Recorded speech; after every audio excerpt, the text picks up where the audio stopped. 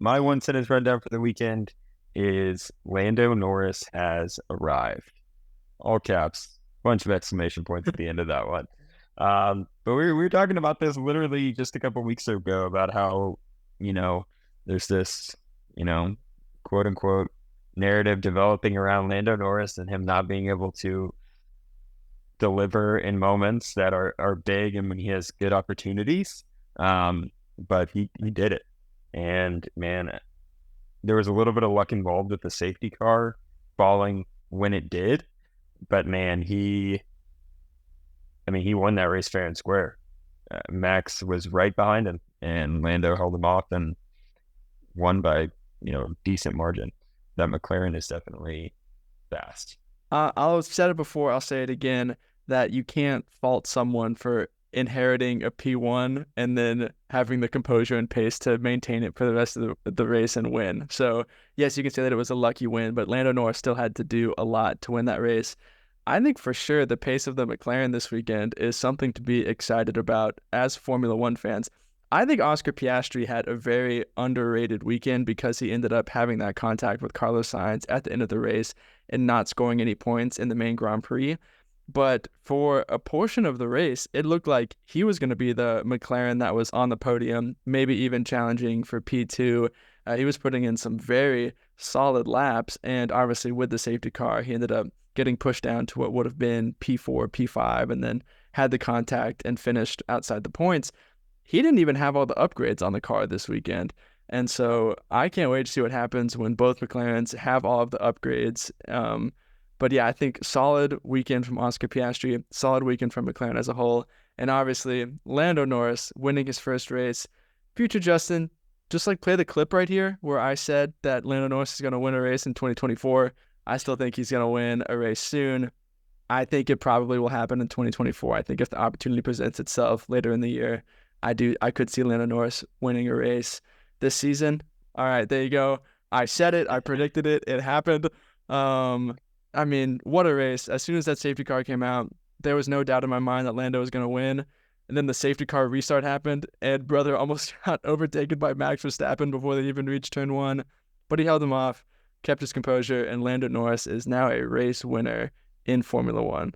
Yeah, it's very exciting, and it's definitely something that Lando's deserved for quite a while. It's a long time coming, and you can just see how happy he was and then how happy everybody else was. There's no shortage of like 10 drivers that came up to him immediately after the race, congratulating him, and that's a really cool thing to see.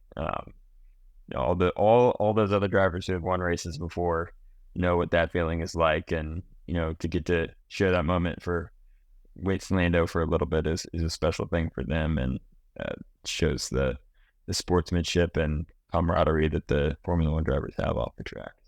Yeah, I think Max almost looked happier for Lando than Lando did for Lando when they were sitting there. Max was just looking like a happy, proud dad staring at him from the P2 slot. But that was awesome to see. We've got to ask the question every time something that happens that shows there's a little crack in Red Bull's armor. Could the championship somehow be back on after this? I know we have seen an incredible path of development from McLaren in years past, and it's looking like this year is no different. That McLaren so far has been the team to beat in terms of upgrades providing performance. If we keep seeing this trend, if it keeps looking like there's the teams are catching up to Red Bull, could somehow, some way, we see a championship fight this year? I don't want to say yes, and I don't want to say no either. But this weekend, honestly, the pace of the McLaren is kind of scary. That car was really, really fast, and I don't know. And we can talk more about what Red Bull looks like right now too.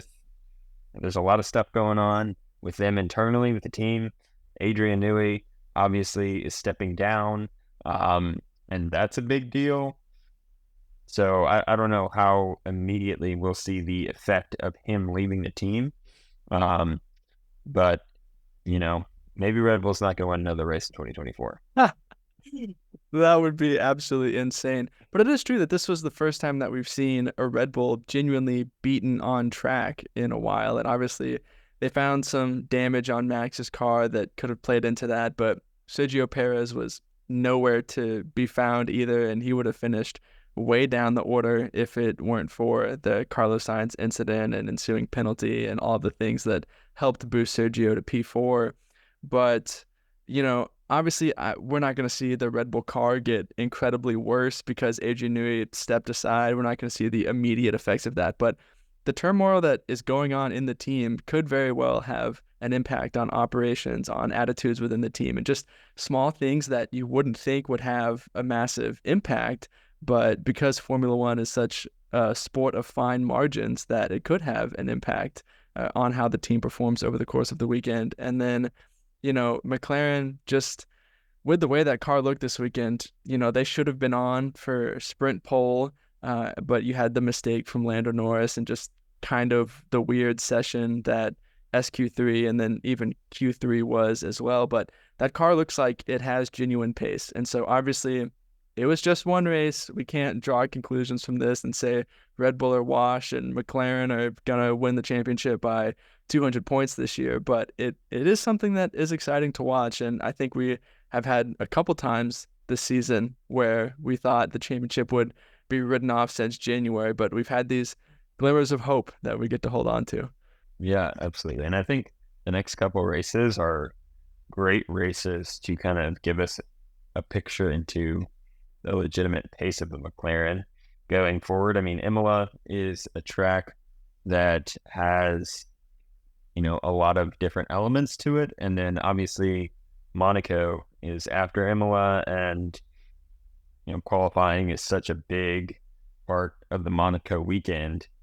Does, McLaren's pace kind of allow them to qualify well in Monaco and be successful there? So I think we've got a couple good tracks kind of judge the legitimate pace of the McLaren and how effective it's going to be the rest of the season. So I think the next couple of weekends will be pretty telling.